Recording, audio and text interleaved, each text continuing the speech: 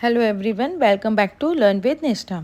आज हम business environment का इम्पॉर्टेंट टॉपिक डिस्कस करने वाले हैं, मैक्रो एनवायरनमेंट।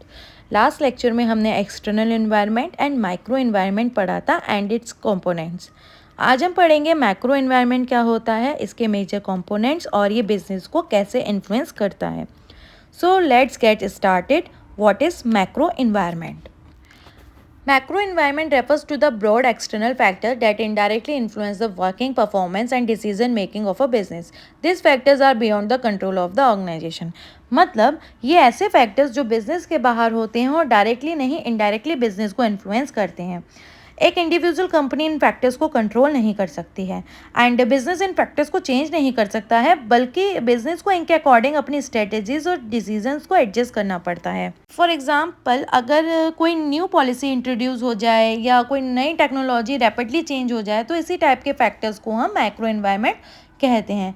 ये फैक्टर्स डायरेक्टली बिजनेस के डेली ऑपरेशंस का हिस्सा नहीं होते हैं, लेकिन बिजनेस के ग्रोथ पर, प्रॉफिटेबिलिटी पर एंड डिसीजन मेकिंग पर इनका सिग्निफिकेंट इम्पैक्ट पड़ता है। अब हम बात करेंगे मैक्रो एनवायरनमेंट के कंपोनेंट्स की। मैक्रो एनवायरनमेंट में 6 मेजर कंपोनेंट्स हैं जिसको हम वन बाय वन डिटेल्स में पढ़ेंगे। तो सबसे पहला कंपोनेंट है economic environment. Economic environment refers to all the economic factors and condition that influence and functioning performance, growth and decision making of a business. Economic environment से मतलब है country की इकोनॉमिक कंडीशंस और पॉलिसीज़ जो business की performance को directly affect करती हैं। इसमें inflation, interest rate, GDP, unemployment, income level, savings, monetary policy, fiscal policy और इकोनॉमिक ग्रोथ जैसे फैक्टर्स शामिल होते हैं।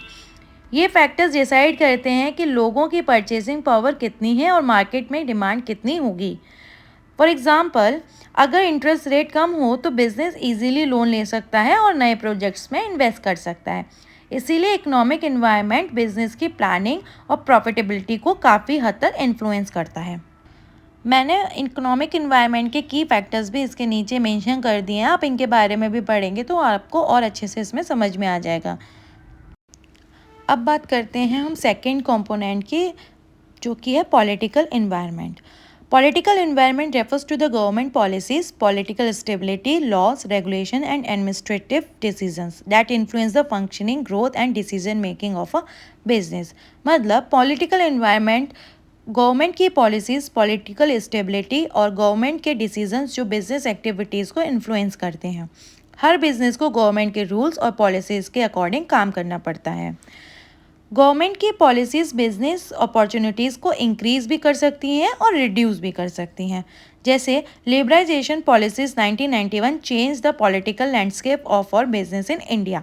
मतलब 1991 में लिबरलाइजेशन पॉलिसी के बाद इंडिया में प्राइवेट कंपनीज़ और फॉरेन कंपनीज़ के लिए नए अपॉर्चुनिटीज़ क्रिएट हुई। इससे क्या हुआ, कंपटीशन बढ़ा और बिजनेसेस को एक्सपेंड करने का मौका भी मिला। इसीलिए एक स्टेबल पॉलिटिकल एनवायरनमेंट बिजनेस की सक्सेस के लिए बहुत इंपॉर्टेंट होता है। For example, tax price change होने से बिजनेस की कॉस्ट और प्राइसिंग दोनों पर इफेक्ट हो सकती है। Third component is socio-culture environment. Socio-culture environment refers to the social, cultural, demographic and lifestyle factors that influence the behavior of a consumers and the functioning of a business. इसका मतलब है society की culture, value, beliefs, traditions, education और lifestyle जो customer के buying behaviour को influence करते हैं। ये फैक्टर्स बिजनेस के कंट्रोल में नहीं होते, लेकिन बिजनेस को इनके अकॉर्डिंग अपने प्रोडक्ट्स और मार्केटिंग स्ट्रेटेजी चेंज करनी पड़ती है। बिजनेस को सक्सेसफुल होने के लिए सोसाइटी की चेंजिंग नीड्स और प्रेफरेंस को समझना पड़ता है। आज के कस्टमर क्वालिटी, हेल्थ और एनवायरनमेंट को ज़्यादा इंपॉर्टेंस देते हैं। इसी वजह से कंपनीज भी इको फ्रेंडली प्रोडक्ट्स और हेल्थी फूड्स प्रोडक्ट्स लॉन्च कर रही हैं। यानी कस्टमर की लाइफस्टाइल चेंज होगी तो बिजनेस को भी चेंज करना पड़ता है। मैंने इसमें नीचे की फैक्टर्स दे रखे हैं, प्लीज़ आप इनको एक बार अच्छे से पढ़ोगे, रीड करोगे तो आपको और अच्छे से समझ में आएगा। Next is technological environment.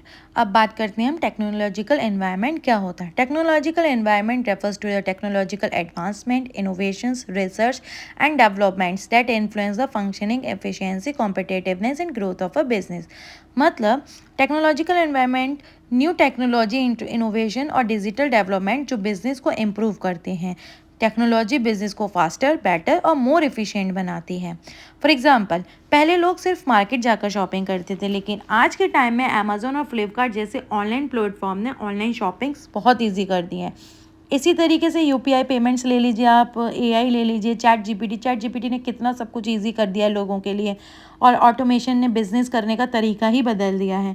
तो जो कंपनीज लेटेस्ट टेक्नोलॉजी को अडॉप्ट करती हैं वो कंपटीशन में आगे निकल जाती हैं। सम की फैक्टर्स मैंने नीचे दिए हुए हैं, जैसे ई कॉमर्स में कितना ट्रांसफॉर्मेशन आया, शॉपिंग कितनी इजी हो गई लोगों के लिए, परचेजिंग कितनी इजी हो गई, इससे क्या हुआ, परचेसिंग पावर भी बढ़ी, लोग घर बैठे बैठे शॉपिंग कर रहे हैं, तो लोगों का इंटरेस्ट बढ़ रहा है, टेक्नोलॉजी यूज़ हो रही है उसमें। तो ये सब चीज़ें हमारी टेक्नोलॉजिकल इन्वायरमेंट में आती हैं। फिफ्थ इज environmental या natural environment.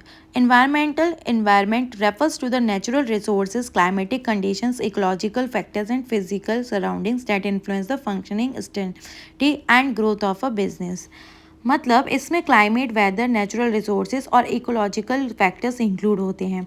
ये फैक्टर बिजनेस के कंट्रोल में नहीं होते हैं। एग्जाम्पल, अगर फ्लड, अर्थक्वेक आ जाए तो फैक्ट्रीज़ का प्रोडक्शन रुक सकता है। इसी तरह एग्रीकल्चर बेस्ड बिजनेस रेनफॉल पर डिपेंड करते हैं। अब आपने देखा होगा कि कभी कभी क्या होती है, ज़्यादा बरसात हो जाती है, ज़्यादा चीज़ें हो जाती हैं जिससे खेती अच्छी नहीं होती, तो उन चीज़ों के प्राइजेस बढ़ जाते हैं। तो इसी तरीके से जो एग्रीकल्चर बेस्ड बिजनेस होते हैं वो रेनफॉल पर डिपेंड करते हैं। अगर नेचुरल रिसोर्सेज की कमी हो जाए तो प्रोडक्शन कॉस्ट भी इंक्रीज़ हो जाती है। इसीलिए नेचुरल एनवायरनमेंट बिजनेस की प्रोडक्शन और सप्लाई चेन को डायरेक्टली अफेक्ट करता है। नेक्स्ट एंड लास्ट कंपोनेंट है हमारा लीगल एनवायरनमेंट। आपको नाम से ही समझ में आ रहा होगा कि लीगल एनवायरनमेंट में क्या होगा। लीगल एनवायरनमेंट में गवर्नमेंट के रूल्स एंड रेगुलेशंस होते हैं।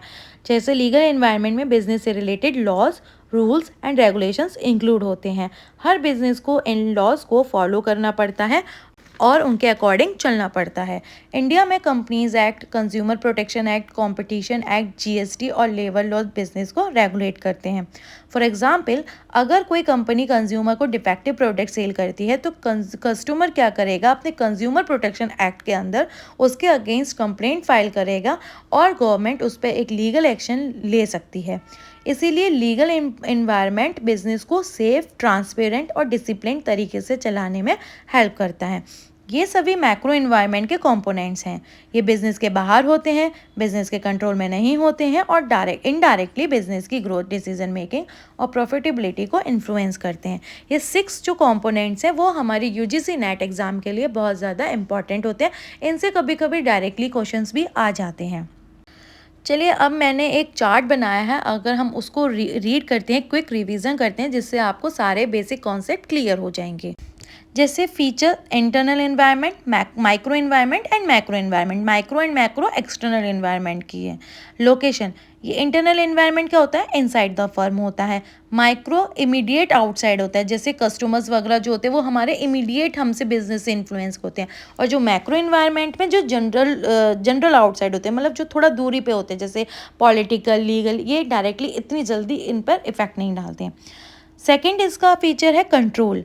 इंटरनल एनवायरनमेंट क्या होता है, कंट्रोलेबल होता है, क्योंकि वो बिजनेस के अंदर हो रहा है, एम्प्लॉयज़ वगैरह, मैनेजिंग टीम, इन सब के साथ होता है। जो माइक्रो एनवायरनमेंट है ये सेमी कंट्रोलेबल होता है, कभी कभी ये कंट्रोल में आ जाता है।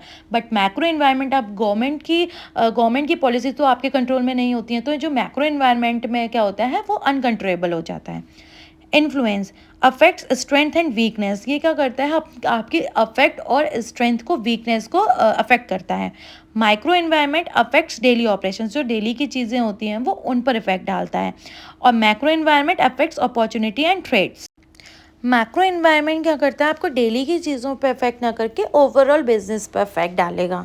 एंड देन लास्ट है की फैक्टर। की फैक्टर में इंटरनल एनवायरनमेंट क्या है, किस किस पर इफेक्ट डालेगा, कल्चर है कि बिजनेस का क्या कल्चर है, एचआर कैसे हैं, कैसे प्रोडक्शन हो रही है, इन सब का होता है। माइक्रो एनवायरनमेंट किस पर इफेक्ट डालता है, कस्टमर्स क्या हैं, सप्लायर्स कैसा माल दे रहे हैं, कॉम्पिटिशन क्या चल रहा है मार्केट में। और मैक्रो एनवायरनमेंट जैसे political, economic, technological, pastel analysis पर अपना इफेक्ट डालता है। तो एक ये छोटा सा क्विक रिवीजन है, इनसे डायरेक्टली क्वेश्चंस भी आते हैं, एमसीक्यू आते हैं, पीवाईक्यू क्वेश्चंस आते हैं। तो इनसे आप डायरेक्टली क्वेश्चंस कर सकते हो। अगर आप अच्छे से इसको पढ़ोगे, रिवीजन करोगे, तो ये काफ़ी इजीली आपके एमसीक्यूज क्लियर हो जाएंगे। तो अब हम करते हैं कुछ PYQ क्वेश्चन जो एग्ज़ाम के लिए बहुत ही ज़्यादा इम्पॉर्टेंट है। तो चलिए अब हम PYQ करते हैं। फर्स्ट है इसका, which of the following is a component of the macro environment. Macro environment का कंपोनेंट क्या है? Customer, suppliers, political environment and employees. ये डायरेक्टली क्वेश्चन है, तो इसका आंसर तो आई होप सबको पता ही होगा, political environment. Customer, suppliers, employees, ये सारे क्या होते हैं? माइक्रो एनवायरनमेंट के कंपोनेंट्स हैं। तो क्योंकि ये सब चीज़ें डायरेक्टली किसको इन्फ्लुएंस करती हैं? इन सब चीज़ों को इन्फ्लुएंस करती हैं। बट मैक्रो इन्वायरमेंट क्या है? पॉलिटिकल इन्वायरमेंट क्या है? मैक्रो इन्वायरमेंट का कंपोनेंट है। तो नेक्स्ट क्वेश्चन है हमारा, which of the following affects business indirectly. Indirectly business को कौन अफेक्ट करता है? कस्टमर, कॉम्पिटिटर्स, मैक्रो इन्वायरमेंट या employees? Obviously macro environment. Micro environment directly करता है और मैक्रो इन्वायरमेंट इनडायरेक्टली करता है। कॉम्पिटिटर्स, कस्टमर्स, एम्प्लॉयज़, ये सब हमारे माइक्रो के कंपोनेंट्स हैं जो कि डायरेक्टली बिजनेस को इफेक्ट डालेंगे। आज के लेक्चर में बस इतना ही। अगर लेक्चर हेल्पफुल लगा हो तो वीडियो को लाइक करिए, शेयर करिए और चैनल लर्न विद निष्ठा को सब्सक्राइब करना मत भूलिएगा।